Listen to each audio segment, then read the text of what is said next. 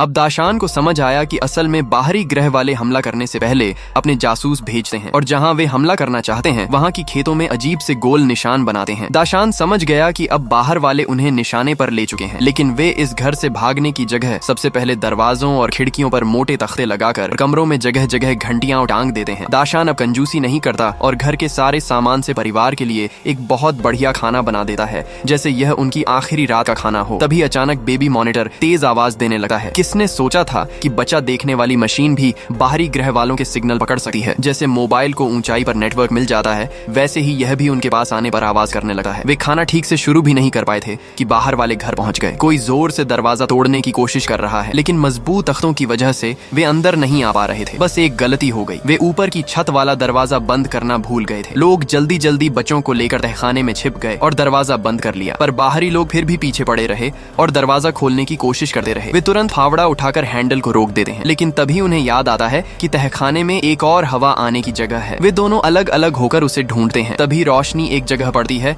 और दाशान जल्दी से अपने बेटे को खींचकर पीछे कर लेता है। लड़का वैसे ही अस्थमा से परेशान रहता था और जल्दी में दवाई लाना भूल गया था। अब सांस फूलने लगी थी। दाशान उसे छाती से लगाए धीरे धीरे सांस लेने में मदद करता है। पूरी रात मुश्किलों में गुजरती है, लेकिन लड़का बच जाता है। पर अगर उसे जल्द अस्पताल नहीं ले जाया गया तो हालत फिर खराब हो सकती है। तभी रेडियो पर खबर आती है, बाहरी ग्रह वाले अचानक पीछे हट गए हैं, बस कुछ ही जगहों पर थोड़े बचे हैं। दाशान मॉनिटर चेक करता है, अब कोई आवाज नहीं आ रही। सब धीरे धीरे तहखाने से बाहर आते हैं। अजीब बात यह है कि घर बिल्कुल पहले जैसा ही है, जैसे कोई अंदर आया ही ना हो। दाशान टीवी निकालकर खबर देखने बैठा है और तभी टीवी के शीशे में चमककर उसे एक बाहरी जीव दिखाई देता है। वह झुककर खड़ा था और लड़के को पकड़ रखा था। उसकी टूटी उंगलियों से पता चलता है कि यही वही जीव है जो पड़ोसी के घर छिपा था। सब डर जाते हैं, कुछ भी करने की हिम्मत नहीं होती। दाशान दीवार पर टंगी बेसबॉल की बैट देखता है और अपने छोटे भाई को इशारा करता है, पर तभी बाहरी जीव बच्चे के हाथ पर जहरीली गैस जैसी चीज डाल देता है। भाई तुरंत बल्ला लेकर उस पर हमला करता है, लेकिन यह जीव बस गैस फेंक सकता था और रंग बदल सकता था। बाकी कोई ताकत उसके पास नहीं थी। वह जैसे सामने खड़ा एक बड़ा सा निशाना ही था। फिर गलती से उसका हाथ मेज पर रखे पानी से टकरा जाता है। पानी लगते ही उसकी त्वचा जलने लगती है। ये देखते ही सबको समझ आ जाता है कि पानी ही उसकी कमजोरी है।